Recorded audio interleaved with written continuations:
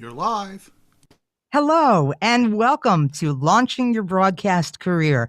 We're going to have a conversation for the next hour, possibly one that could change your life.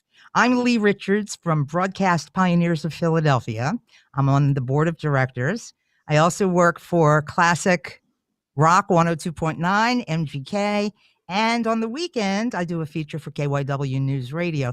And that's just how I fill my time in my later years. In other words, they can't get me to shut up. But right now, it's all about you and it's about our guests here on the show today. Thank you guys for being here very much. Our first guest is Nikki Hawkins, who is Vice President of Community Engagement at 6ABC, who is the huge part of this entire show. Everybody you're going to see, with the exception of me, is from 6ABC. And without their help, there would be no show tonight. So you guys, kudos to you. Nikki, Vice President of Community Engagement. What is that? What a great job. And Lee, it is a great job. First of all, thank you so much. Your golden voice is just so awesome. So keep on talking, keep on working. Just what a blessing. I just love to hear your voice every time we partner with the Broadcast Pioneers. So we love to do this. My job is, as community engagement, is a little bit of everything at 6ABC, right? It's we have so many wonderful, diverse communities across the Delaware Valley. So we get to work with nonprofits. We get to enlist community voices to do some content like town halls. We do PSAs and definitely a lot of campaigns that help the community, like our blood drive that's coming up with the Red Cross in a couple days. So that's just an example, just a little rolling up my sleeve. Of there you go. There we go. Right. Giving blood is important. So again, Lee, it's just, we're so happy to partner with the Broadcast Pioneers. Normally we would have you in house, right? We would have you in house, but we're happy to partner on this virtual excursion into launching your career, your career in broadcast. We're happy that you're going to hear from our noon and 4 p.m. anchor. We're thrilled that our chief meteorologist is going to give everybody a tour as if they were coming to 6ABC, and all the beautiful faces that we have here representing the newsroom, our digital department, our marketing and promotions department are going to give you a lot of insight as to their careers and how they got to where they are. So I just want to say, have a wonderful time this evening. Thank you so much for joining us. I know you have to go at a certain point. So I just have to tell you, Nikki's been totally instrumental in getting this together. Thank you, Nikki, again. All right. So I hope you guys at home are busy formulating your questions. Here's how we're going to submit them. You're watching on YouTube. Underneath, you'll see the chat area underneath the show. That's where you write your questions, and then we'll take the questions from there and present them to our speakers today. So as the conversation continues, let's take a look at, oh, this is so good. We're going to go right to Cecily Tynan. She has a tour for us of the 6ABC facility. You're going to love this. Here's Cecily. Hello, I'm Cecily Tynan. I'm Chief Meteorologist at 6ABC Action News. I've been here for more than 25 years.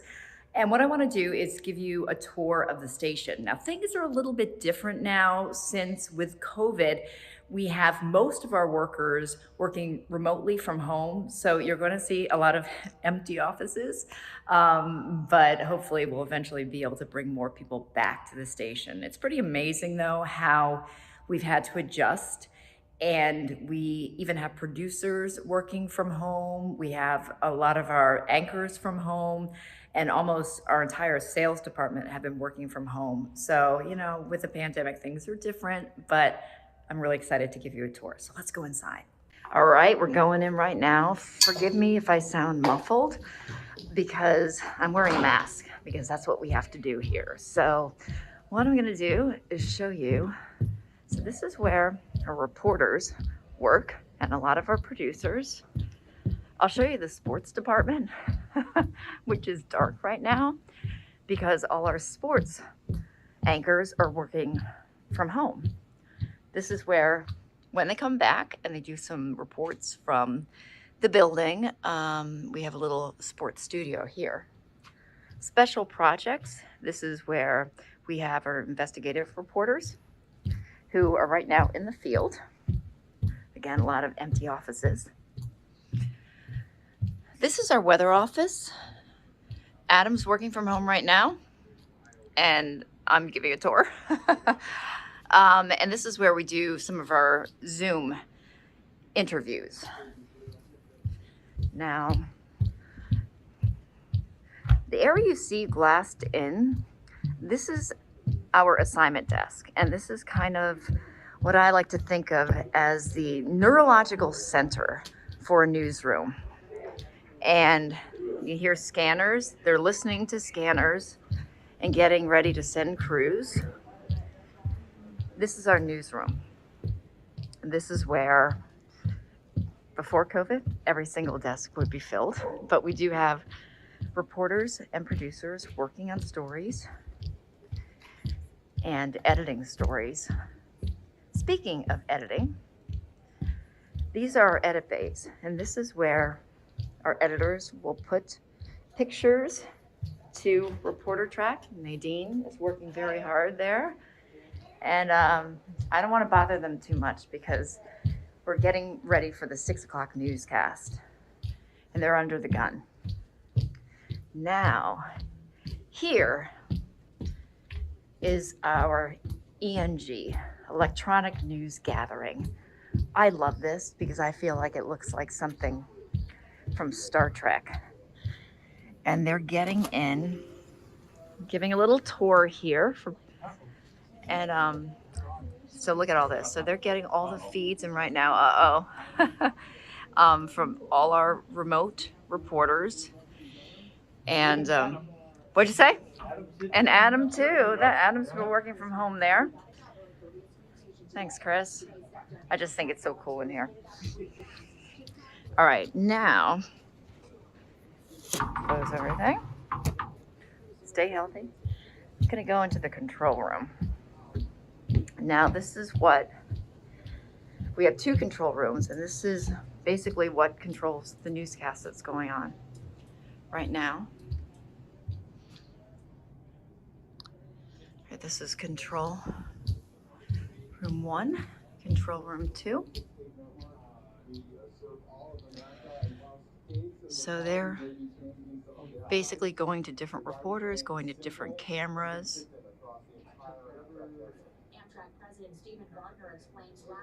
And things can get really crazy in here when we have breaking news. All right, now we do have an upstairs, and that's where we have our traffic, our sales departments, but I'm not gonna go up there because most of those people are working from home. So this is our wall that shows all of the people who have worked here at Channel 6 or WFIL. This is Dick Clark's Studio B door. The late, great Gary Papa. We miss you, Gary. Love you. Some of our TV shows here. This is our art department. Everybody's working from home. It's pretty amazing how they can do this. So this is Studio 2. This is where we put in our newscast. Right now, Adam is forecasting from home. Those are graphics. Alicia's getting ready for a report. Chico, floor director. Clay, prompter. That's the green wall. We do the weather. Also the weather center, a video wall. Brian Taff, Maggie Kent there, anchoring. I'm doing a tour of the station for broadcast pioneers. So there's Alicia, always happy. Paul Trombello working hard. And Matt Pellman, all there by himself. Socially distancing here.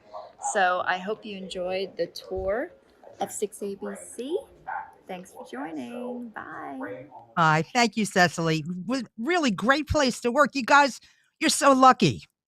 But I want to concentrate on our guest here today from 6ABC. And again, thanks to Nikki Hawkins for putting it all together. She's absolutely unbelievable, a jewel among jewels. I want to introduce our panel, and each one of you will have another chance to speak after this. So if you think of something that you didn't say or whatever, you'll have a chance. First of all, we'll do John Morris, since you're first on the list. John is Vice President, Multi-Platform Content, Digital, and Long Form. So for us born in the analog age, could you explain that? Sure. It used to be called Programming Director, and it's essentially we have two department heads in charge of content. We have the news director and the programming director. So I oversee everything that's not news. So once upon a time, Liz and I would have worked together. But I did work in the news department for about 23 years before going up to the programming department. And we do weekly shows like FYI Philly. Right. Work with Nikki on Inside Story every week. And then we do all of the station specials. And of course, the biggest event of the year, the Philadelphia 6ABC Duncan Thanksgiving Day Parade. So all of that lands under my umbrella. And then in addition to that, I oversee all of our non-broadcast platforms, our website, social, and streaming apps for connected television. So back in the day, if you were what used to be the program director, you would have been the guy that we would have pounded down your door to get a job. Things have changed a lot. Yeah, people still knock on the door, but we spread it around a little bit. I'd probably send you down to news too and let you bang on Tom Davis's door, the news director. Thank you. That's what Ryan, Anna, Becca, and Shawana did. So that worked out well for them. I'll tell you a secret. It's not so much a secret, but I waited a long time to actually go into communications. When I first started, they didn't want girls. They didn't want women. It was before the Equal Rights Amendment, blah, blah, blah. It took me a long time. And then I made up my mind one day. I said, today's the day. And I marched myself down to Channel 6 and I walked in the lobby. And there was the receptionist, who, by the way, became a lifelong friend. And which is amazing because it was 30 some years ago. And she said, well, this really doesn't happen like this. You don't just walk in and expect to, get a big job. But just then a guy in a suit was walking by the lobby. He said, young lady, come with me. And he takes me into his office and he gives me this whole talking to why you can't walk into a major market station and get a job like that. And he told me all the other little towns and cities that I can go to across the country to get my experience and then come back. Well, I appreciated that, because if nobody tells you along the way ways that you can achieve your goals, the ways that you can get there, you're not going to know. And it'd still be banging on your door, John Morris. Do you remember who the guy in the suit was? I do, but I'm not going to say names. I can tell you later. I'm very, Understood. If it were you, would you want me going, oh, and I know John Morris. Oh, look at me. Well, 30 years later, I figure you can always do it. You can always name drop me without any real issues. Yeah, I'm just being nice by not, All right, we're going to get back to you, John. If there's anything that you think of very important that you want to share with the kids, think about it and you'll have a chance. Becca Hendrickson is next, community journalist. She's in the news department. We've seen her on air. She's doing a great job. Becca, what a great job you have. I got lucky. How did you get it? Well, I was right out of school. I was working at WGAL in Lancaster, which is the NBC station out there. And that's actually where I grew up. That whole time, my now fiance was living in Philadelphia because he works for the gas department. He has to live within city limits. So when my contract was coming up there, I made a resolution that I was going to get a job in Philadelphia and I was going to do whatever it took to get that job. So I wasn't banging on John Morris's door. I wasn't knocking down his door, but I was trying to knock down doors of a couple other people there at 6ABC. And I was fortunate enough that this opportunity to be a community journalist was coming up. About 2 years ago, this was a new job for the station. It was a new program that we were exploring with ABC, and it was just a perfect fit and a perfect opportunity for me to get in the door here. It's a wonderful thing. And actually, Mateo, who was one of the Broadcast Pioneers Scholarship winners, was the first community journalist. And it was I thought that was the most wonderful thing to have created such a position for a young person. So congratulations to 6ABC and the whole company for doing such a thing. And Becca, we're going to get back to you in just a few minutes. Okay. Shawana Perry, you invited your whole college to come. Thank you. Hopefully the Clarkies are on. So And yeah, Clark University. in Worcester, Mass. Yes. Well, I Yeah. appreciate that. And hopefully they are with us. And your title is Executive Producer of News. Correct. Right now, I'm executive producing the 6 o'clock newscast. I started here at the end of November, so about 4 months I've been here, but I've been in the business for 21 years. I can't believe I could say that, but 21 years, and this is my 7th television market. So I've done various positions, starting from mass control, assistant news director, and here too. But this is the largest market I've worked in. No, I'm liking it here. It's interesting how you worked your way up, and that's all part of the conversation, because people do need direction. They need an idea of what you have to do. What is it going to take to get that dream job? So, Shawana, you've been plugging away, working your way, and doing different jobs. Yes, And that's fun. and that's just something that I've been saying all along. Sometimes you have to go where the fate takes you. Like you go set on a specific job in your head. Oh, I want to anchor the news, or I want to do this. But somehow other opportunities present themselves. And you have to be aware enough that you should take those opportunities. They may lead you to where you should be. Correct. I did want to be an anchor, and then I realized producing, you have more control. So that was more fun for me. Oh, it's really cool. Thank you so much for being with us tonight. And we're going to get back to you as well. Anna Luna, producer of the news. Which news do you produce? Hi, yes, I do the 5 p.m. newscast, and I have been here at 6ABC for about 2 years. I went to Villanova University, and I worked in the Philly market for a little while. Then I went home to Miami, where I grew up, and I ended up back in Philly 2 years ago. Oh, you are so lucky. I'm telling you, you guys and everybody that I've met through the years from 6ABC and prior to that, WFIL, because I'm a WFIL alumni. It's another confession here. Everybody has been so nice. And that's important. That shows you can be a nice person in this business and succeed. Polite, nice, have ethics, tell the truth. That's the kind of world we would like to see happen. So you guys are out there doing it every day. Anna, we're going to come back to you as well.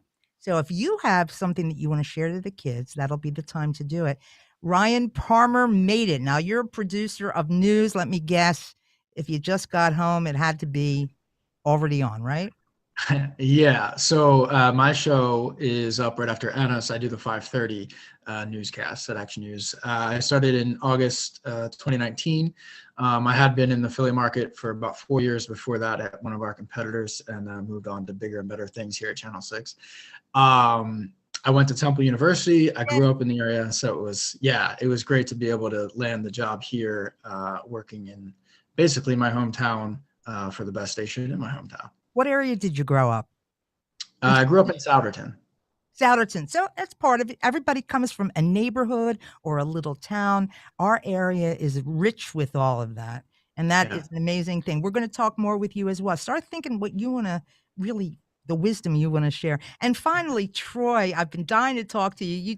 Hi. You look like the cat that got the mouse or something. It's like, you look like you're ready to tell us everything. I'm very excited to be here. And, I have to say, watching Cecily's video made me really miss the station because I've been working from home for the last year. So this has been my office. But, I'm really glad to be here and I'm really excited to talk to everybody. And you're a producer. It says marketing and promotions. Yes. So I'm a marketing and promotions producer, as you said. So basically, we do all of the in-house marketing for 6ABC. So promoting the news. We do a lot of the commercials that you see on air. So there goes that Action News van commercial. That's my department. We make all that fun stuff. So we're known as the creative services department. We do all sorts of creative things. We have the art department attached to us as well. And we go out in public and do events too. So you may see us out and about around town. And I actually started at the station as an intern in 2012. And I met my current boss as a high school student, which is a really interesting story that maybe we'll get back to later today. Yeah, well, those are the kind of stories we're looking for. In fact, why don't we expand on that right now since we have you Sure. up to bat? Yeah, so when I was a high school student, I want to say 11th grade, it was when social media was just kind of starting out. And my boss, Mike, developed the Facebook page for Action News. And at the time, there may have been like 200 followers when he started it. But at the time, there was no way to monitor the comment section of the Facebook page. So he started randomly reaching out to people that were actively engaged on the Action News Facebook page. And my mother happened to be one of them. And at the time, I was actually a television student in my high school. I was a part of my high school's TV program. I did the weather and I wrote, news stories and stuff like that.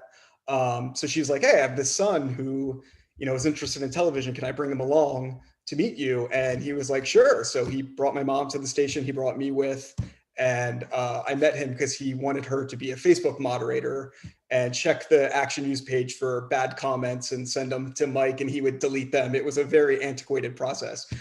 So we went down, we did that, and I kept the connection with him over the years. And in college, I went to DeSales University to study film, and I reached out to him and said, "Hey, I'm interested in an internship."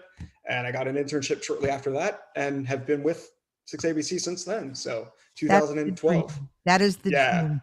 Now, Ryan, you said that you're from Souderton, right? Yep. And so how did you find your way to Channel 6? So I found my way to Channel 6. My career, I guess, technically actually started in high school as well. I thought that I wanted to be a sports broadcaster, like a lot of other guys my age. Quickly found out that wasn't for me, but I did get involved in the high school TV program, and that kind of showed me that is something that I was very interested in. I had a lot of fun with, and I took that into studying communications at Temple. And through there, I kind of still thought I wanted to be in sports journalism, but then I quickly realized that I love watching sports, football on a Sunday with my friends. I didn't want that to be work. And so I kind of quickly transitioned into the news side of things so that I could still do what I love in TV, but not sometimes there's exceptions to that, but not miss my Sunday afternoon football or, my Phillies games and stuff like that. That's a dream. Yeah. And I actually had an internship with the Philadelphia Eagles television network, which was great, very hands-on. And I think just for me, my first job actually was at a station that no longer exists. For those of you from South Jersey, NBC 40, if anybody remembers that. I do. Yeah, I started out as a producer there. And it was just a great place to kind of learn the tricks of the trade, learn the ropes, and then use that to move on. I spent a couple of years at a station up in Albany before coming back to Philly. Okay, so you did move around a bit before you moved on to where you are now. Mm-hmm. Well, there's another person who's on the panel who we haven't identified yet, and I will tell you why, because she's my covert operative. Liz Matt, a friend and member of Broadcast Pioneers, is on because I believe in backing everything up. God forbid something happens to me. Liz is my backup. If this computer breaks, I have another one to jump onto right away. Liz started out with a Broadcast Pioneers scholarship many years ago. Went on to a stellar career at Temple University. I actually wound up to be one of her students at a certain point. You were the teaching assistant for that class. And that was the best class I ever took. And then Liz went on to a career at all of the area stations and 10 years at Channel 6 with AM Philadelphia, which was a wonderful thing. And she's here to lend support today and represent Broadcast Pioneers. Thank you for being with us, Liz. If I can add one thought for our students. I have mentored many, many students over decades. And my philosophy is if you can last 5 years working your way through small opportunities, being essential, always being the person who answers the phone when an opportunity comes up, never saying no to anything reasonable. If you have a reasonable amount of talent and you have a great deal of focus and drive and you can last 5 years, you are very likely to have a lifetime career. But you have to remember there's a likelihood you'll be investing 5 years, one way or the other. Going to Lancaster, going to small stations at the shore, going to Albany, wherever you need to go. Or if, as I did, I stayed in the market, but I had freelance jobs. Most of my 25 years in television, except for my 10 years at Channel 6, I was a freelancer. I was in the gig economy, and that worked for me. So I want to open your mind to that possibility. That's really cool. Now, you mentioned about going to the little towns. That was that advice that executive at Channel 6 had given me. But I had 2 babies already. I could only go within a car drive of Philadelphia. So I commuted 2 hours each way sometimes for for certain gigs. But you did what you had to do to get where you want to go. And sleep, what was sleep? I could sleep later. I'm still waiting to catch up, but that's the way it goes. In just a couple of seconds, we're going to hear from Brian Taff, and he has words of wisdom and advice for the students. But here are some questions and some comments from our audience. From Paige, she said, "This is amazing advice." Brian from Temple University says, "Go Owls." Madison wanted to know about Liz. Well, Liz, she's a superstar to me. Alyssa wants to know if we are able, it says, to connect with any of you on LinkedIn. From Alexis, I'm sorry. She said the same thing.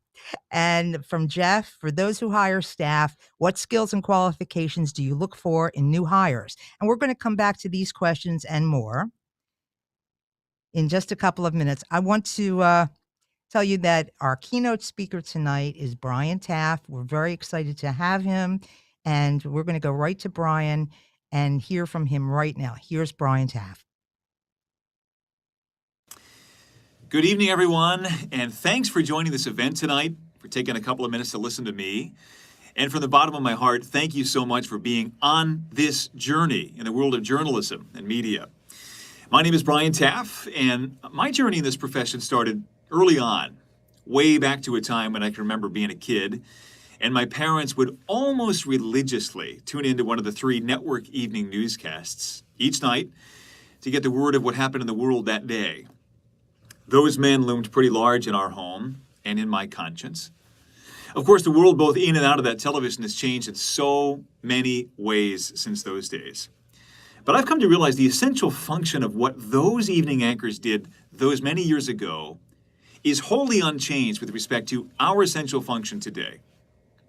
Yes, there is a business around what we do, but our job in it has one objective: truth. And the currency of truth is credibility. And that's what you should strive for in everything you do professionally every day. Because here's the thing, people in power and the people who follow them have made demonizing the free and fair press part of what they do. It's baked into the culture now, and sometimes, frankly, it's hard to deal with. But it makes sense. When someone has truth as their enemy, they make enemies of the people who tell the truth. So if you're an honest practitioner of this profession, you should always see those attacks on what we do as reflections on the people who are making them and not on you. This job is vital. And here's the great irony. Journalism done right is the great unifier, not in any way a divider. Through our stories, we bring people together around truths and ideas and realities, some of them frankly uncomfortable. And these days, we come together to watch those stories, to engage in that critical national conversation in so many more ways than back when I was a kid looking at just those 3 networks. That's exciting. Television, social media, digital platforms, streaming services, you name it.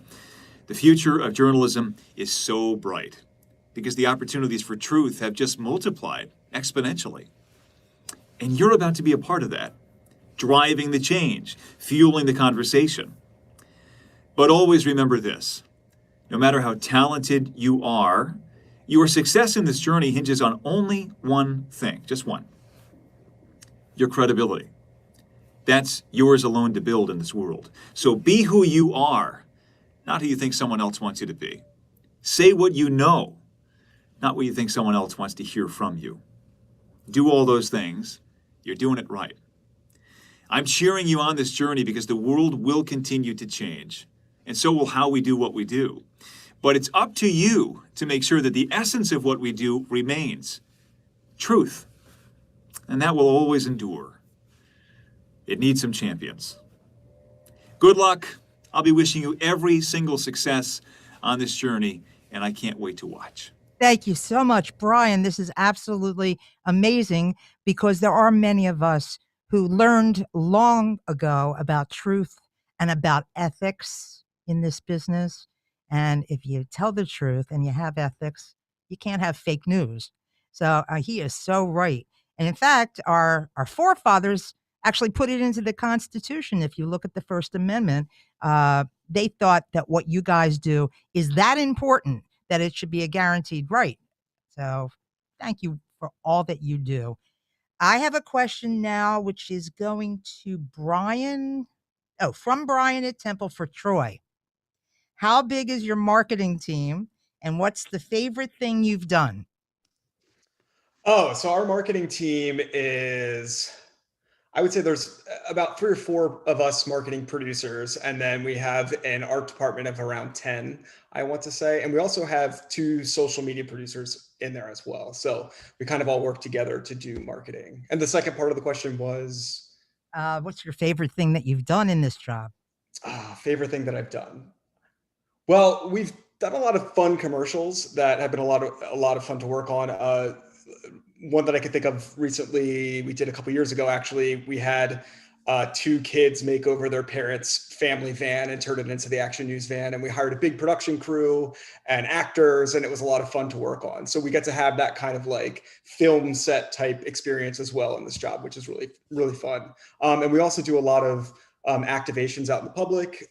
One of our big activations that we do is Music Fest. We're a big sponsor of Music Fest every year. So we go up there for all 10 days and we set up a booth and we interact with our fans and the public. And to me, that's a lot of fun as well. So I enjoy that. See, you have to love what you do. Like you were talking about Absolutely. Before, when people talk about moving out to other areas and going to the little markets and working your way up, something you're not mentioning is be prepared to work on your birthday, on the holidays, any time of the day or night that's required, and forget about going home in a blizzard. That's the one good thing is we all got put up on City Line Avenue at the hotels, and those are some of the fun moments, actually, as part of my career, just hanging out in the blizzard with other people from other stations. But the point is, even if you have to sleep on the floor during a blizzard, if you're required to work and you are on the schedule, you're there, no matter what. Even if your car breaks down, you have to walk in. Am I being too harsh, folks, or isn't this the truth? Yeah, that's the truth that I see. That's how we do it. Here's a question from Elizabeth, and I think it's directed for Becca. As a community journalist, how do you find stories to cover? So I think that process actually started, the skills I needed for that when I was at Temple and I was in journalism classes there. We were challenged to go out into the community and find stories for, the weekly newscast that we did there called Temple Update. And one of the ways that I started doing that is I just joined every single community Facebook group that I could find for the area. And that's something that I've carried with me so far. So being a community journalist, it's so important to be in tune to what's going on in your community. So just by joining all those Facebook groups, that's kind of like the first thing that I do, or I should say like the last thing that I do at night is scroll through those, see what's going on in people's neighborhoods and what's going on in their world. And then I do it again in the morning to see what's going on. We obviously get a ton of tips through emails that we can filter through and look at. And then of course, reading the papers for every town that's around here. And, some of the people in there, they're basically community journalists too. So, just tapping into every resource that we can find, especially in this age of social media, it's exponentially greater to find stories. Thank you for that. Rachel asks, what are qualifications for a new broadcaster? Who would like to answer that? John? Sure, I'll answer a little bit. I think now more than ever, between what you can do at home on your computer and what you learn in school, there are technical skills that I think once upon a time were considered advanced level technical skills that I think now are just a given. being able to use a video camera, being able to do basic editing. The technical side is stuff that can easily be learned. In every department of the building, we want people who know how to write, and have a little bit of background on something to know what they're writing about. I got great advice when I went to college, which was, if you're going to major in journalism, that's great, but consider majoring in something else too, so you can learn how to write and know what you're writing about. So I majored in journalism and politics. And then there's that, what Liz discussed earlier, that not just a willingness, but a desire to any reasonable request, always say yes, and always be willing to get out of that comfort zone if presented with a problem. And I think these are the sorts of things that can sometimes come up in a job interview. Instead of saying, I don't know how to do that, or how do I do that, say, yeah, and I'll figure out how to do that. I think the curiosity is a great asset for any workplace. It is a necessary asset for a journalist, or any sort of communications job. And I think that combination are all things that are learnable and things that you can improve upon. And the flip side is, if you have a sense of, well, I want this job, but I don't want to have to work overnights, or I don't want to have to work weekends. I've interviewed a couple of people through the years, and we've floated the idea that, you might have to start on weekend mornings and overnights. And they've said, I don't know if I'd like that. Well, that's a disqualifier. And it's not because we're hazing the new guy or the new woman. It's because these are the jobs that are in the building. And we want to make sure that everybody can do every job. We can't have a workplace where everybody wants to work 9 to 5, and that leaves nobody to produce the 11 or the weekends, or go out in the field on their birthday and in a snowstorm. So there just needs to be flexibility and willingness to try anything, and that skill set now, which pretty much anybody with a laptop or a desktop can learn. That's a great answer. Thank you so much. And actually, and you hit on that, people who are willing to do what it takes, work whatever hours it takes, but that doesn't always change. For some people, that continues for their entire career, where they are called upon, like somebody who's on the air 6 o'clock in the morning. They have to get up at 3 o'clock in the morning to be there and make themselves presentable, and they want to do it. That's their job. That's the job they want. Well, and Jim Gardner, for example, who is the legendary news anchor in Philadelphia, has anchored an 11 o'clock newscast now for more than 30 years, close to 40 years. Those are 11 o'clock newscasts where he's not home at night with his wife and kids. So it's not something where you can just finally get to the point and say, all right, now I've put in my time and I can work the regular shift. And the thing is, it's always changing. It continues to change as current events change, as events in the world change. You mentioned Jim Gardner. Sure, the show could be over at 11:30 in theory, but what if something big is going on? He's going to stay on the air, as do all of you, as you should, as we need you to. So thank you for that. Great answer. Here's another question, and it's not directed to anyone in particular, so feel free to jump in, guys, okay? What has been the greatest challenge you faced and learned that you believe propelled your career success? The challenge that made you who you are today. It's a tough one. I think I can jump in a little bit. I mentioned that I did move to a city, Albany, New York, that I had never been to before.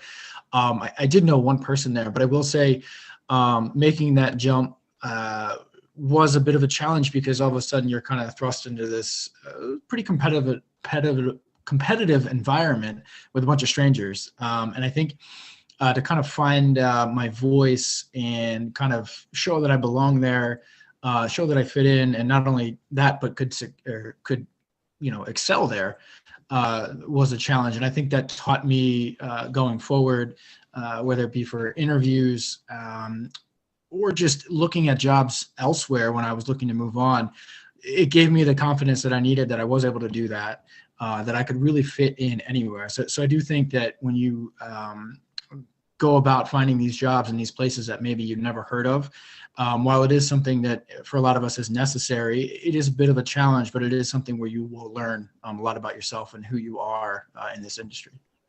And we always continue to learn, don't we?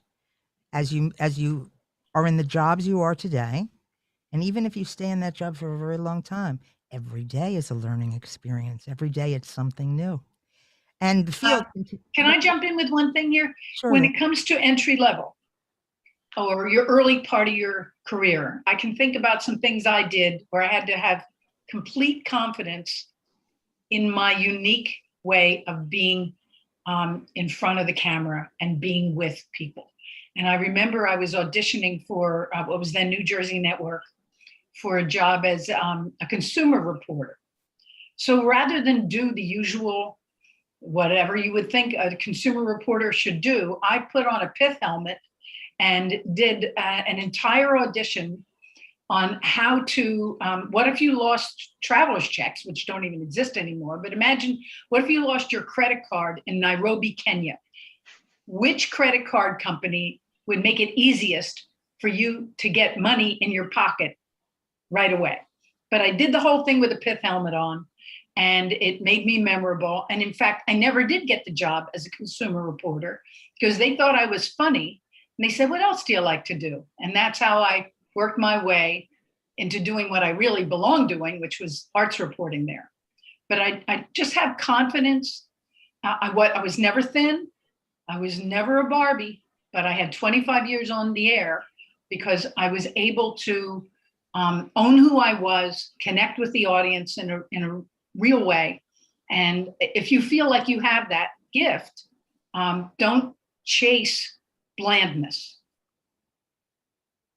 It's an interesting piece of advice. Do you still have the pith helmet? I probably borrowed it. Can I borrow it? From Alexis, as students, we're told it's a very competitive field. And from your experience, whoever wants to answer this, how competitive is it? I'll jump in. It's very competitive. There's no way to put it nicely. So I think that's where kind of what John and everyone has been saying comes into play. You have to put yourself out there and be willing to stand out and be willing to do anything and everything, do it all. I was actually, when I was a senior at Villanova, I was already working full time at a competitive, at one of the competition stations. And I was on the assignment desk. I learned how to edit. I learned how to write in Spanish, in English. So that's kind of what I guess, made me stand out. So you have to find ways in which you can learn from people, talk to anybody that you surround yourself with. If you happen to be an intern, like find that one person that you feel comfortable around and ask questions and, really get to know every angle that you can, because it's really going to pay off in the end. And, being able to have this expansive knowledge on a lot of different things will end up paying off in the end. We're getting a very good picture of everything that's going on. Now, a lot of people, you can't see the questions. We're getting them from YouTube. For those tuning in late, if you have questions to ask the panel tonight, put your questions right in the chat below the program on YouTube, and we will, and somebody's actually bringing me the questions and asking them. From Olivia, and this is something that people have been asking, but I'm sure somebody who hasn't spoken will have a take on this. What is a piece of advice you wish you got in college? Number one. And it's numerous, I'm sure. Shawana.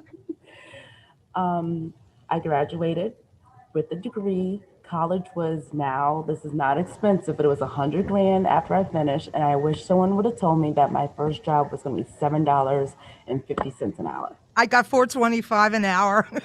So just remember that's starting there well, you may not start at 725 anymore, but starting that low is also helps you realize that, okay, it's going to force you to build, in my opinion, make sure you're getting, where do I want to go next? How do I market myself? And understand that don't be afraid to ask people. I know it's not supposed to say anything or ask it, but ask people how much is being made. This way you know what the guideline is, what the baseline is. So you know you're not quote unquote shortchanging yourself, but at the same time understanding where it is and where the threshold is for each market you're working in each position.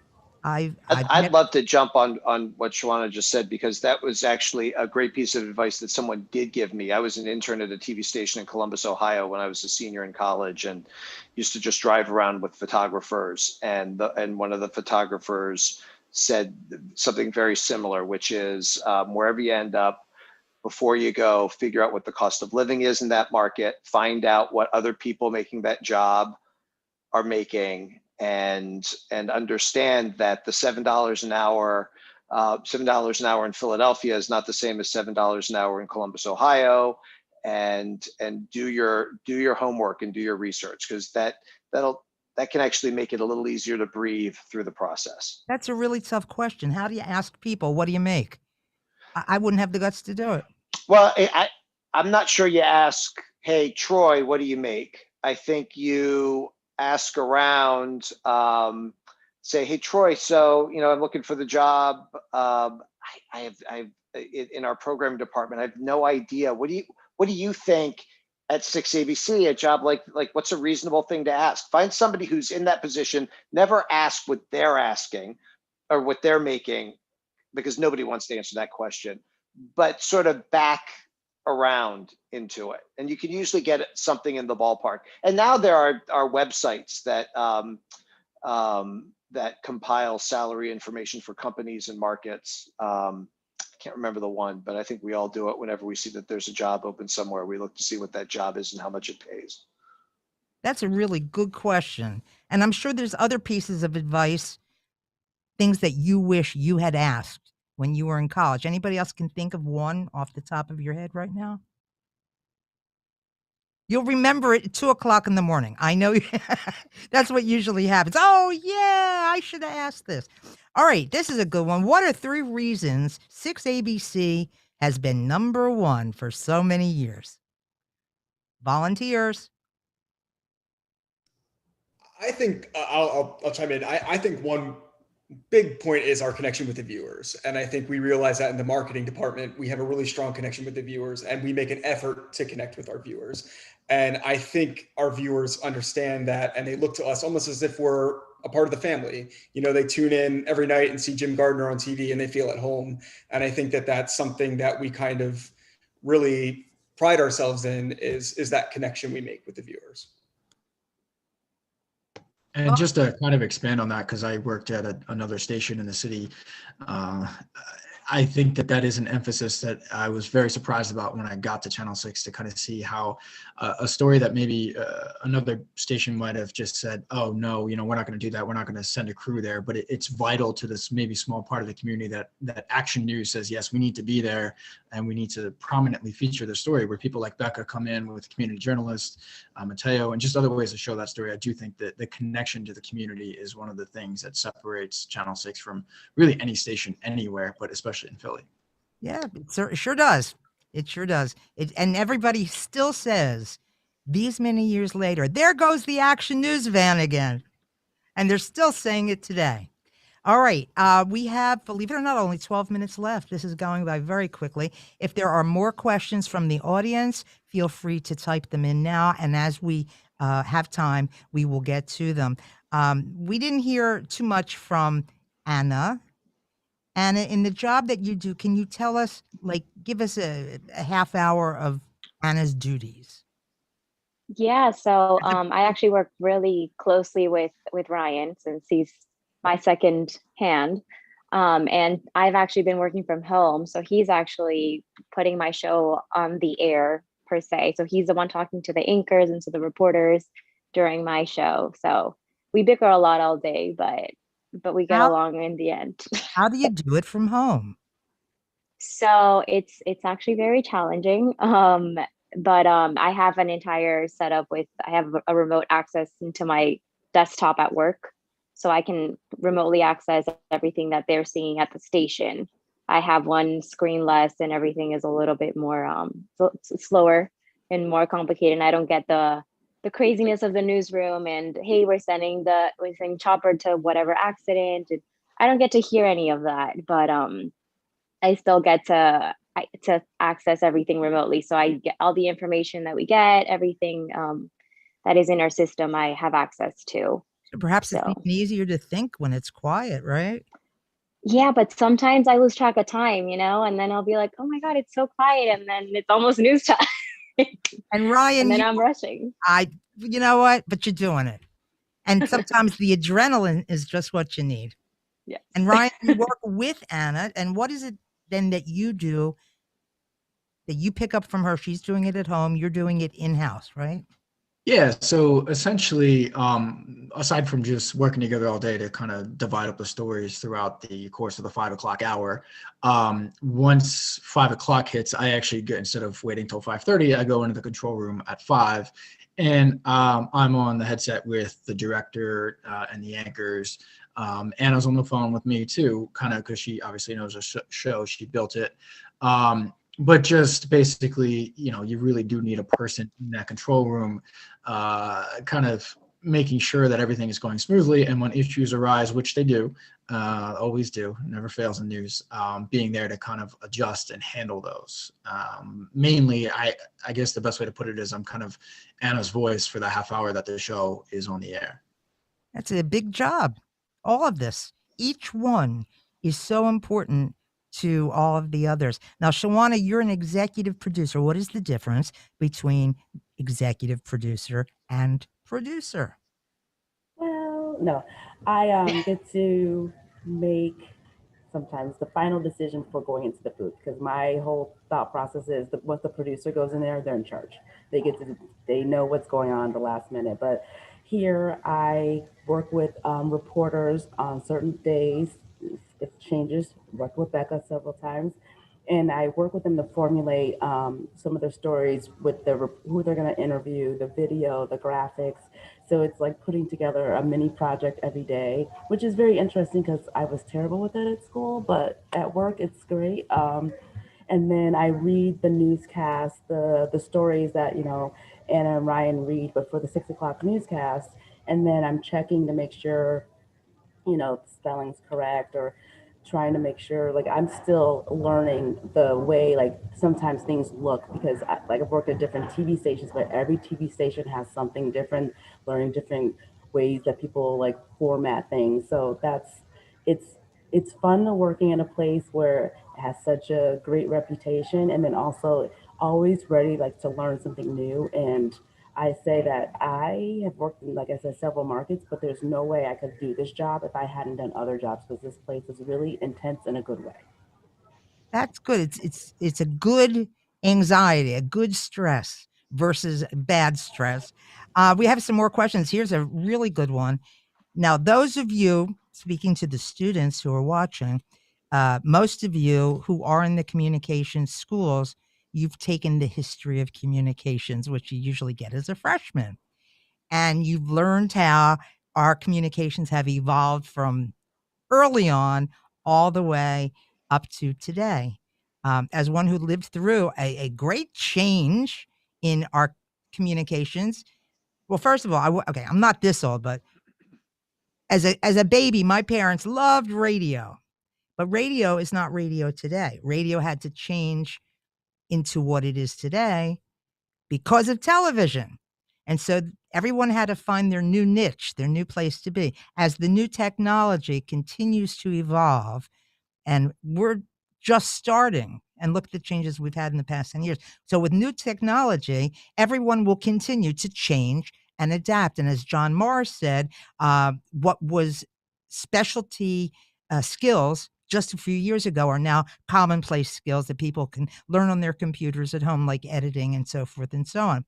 So this question, where do you see the field going in 5 years, given the advancement of technology, emerging social media, and especially the social media channels which are now doing their own broadcasts. Any one of you can jump right in here, or all of you all at the same time.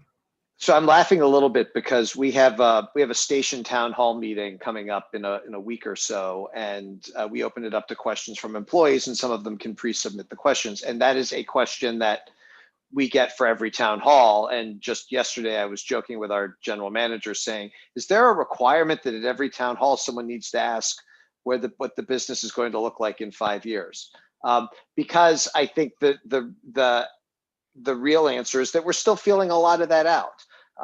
Our research, national research, ratings and sales continue to show that there is a trust and an appetite for local television, particularly local television news and live local events. Whether that is a community parade, the Thanksgiving parade, sporting events, that has not changed as your options to watch on hundreds of different platforms have grown. That's what's going to continue to change. And that is why we at 6ABC and most TV stations are now not just focusing on our broadcast platforms on channel 6, which is what you get on cable, what you get over the air if you still have an antenna, but on our streaming channels, which are downloadable apps for things like Apple TV, Android, Roku, Amazon Fire, because more and more viewers are turning to those sorts of platforms to see our content. You're going to continue to see a move away from having to watch a show at 8 o'clock. I don't think anybody now runs home anymore to watch a show at 8 o'clock. If you're home at time to watch that show at 8, great. But if not, you can either DVR it or you can stream it later on the streaming service. The exception, again, though, are live news and live sporting events or any other live, to a lesser extent, award shows, but other live programming. So I think you will continue to see the same sorts of shows and newscasts that you see now. It's where you're going to see them that is going to continue to change. And I think one of the things that we do and that our company does is continue to plan ahead so that as fewer and fewer people are watching on broadcast and watching on cable and would rather watch on their Apple TV, we're there. It's our same product. It's our same people. There is different product for those viewers who don't want to watch a live newscast. You want to get a capsule newscast, we'll have that for you too. So I think it's the where that's going to change more than the what. Yeah, there are some people being left behind, though. There are folks who can't afford all the streaming services and all the fancy doodads and the technology. And until 2009, they could watch TV and your station right over the air. As the Communications Act said, what it was in 1934, the airwaves are free. They're costing a lot these days, unfortunately. So I'm sure that there's going to be a reckoning and some sort of compromise with the cable channels, with the cable providers and the public, because as you see now, during the pandemic, it's essential that the kids have internet access. And I don't want to see the old people shut out because they can't afford it. And these are discussions to have, I guess, in the future down the road. We're actually almost out of time. And I want to get some final comments from you guys. John, you've been wonderful. Do you have a final piece of advice for the kids?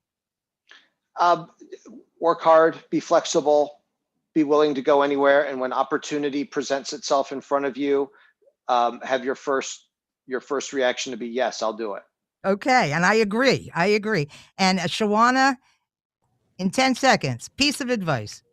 Don't be afraid to try something new and go new places. I ended up in Utah for one place. So thank you. Troy, 10 seconds. I would say get an internship. I had 3 internships in college, and the connections and everything I learned from them was totally invaluable. So if you can, get an internship. These are great. Ryan, your 10 seconds of fame. Network. Everybody you work with, everybody you meet is a contact, and use that to your advantage. Also, don't be intimidated by qualifications on a job application. Just because you haven't done 4 years or something doesn't mean you're not going to get the job. Gotcha. Becca, great job. You're doing a great job. I enjoy your pieces very much. Give advice to the new people starting out. 10 seconds.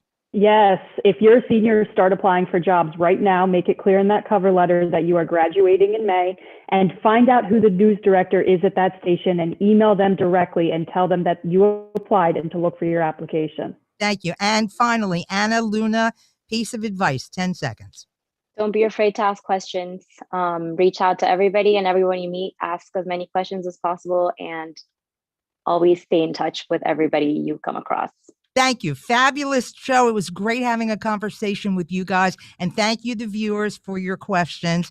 It's been wonderful. On behalf of Broadcast Pioneers of Philadelphia, I want to thank 6ABC for partnering with us on this special program. And this is Lee Richards. Thank you for joining us.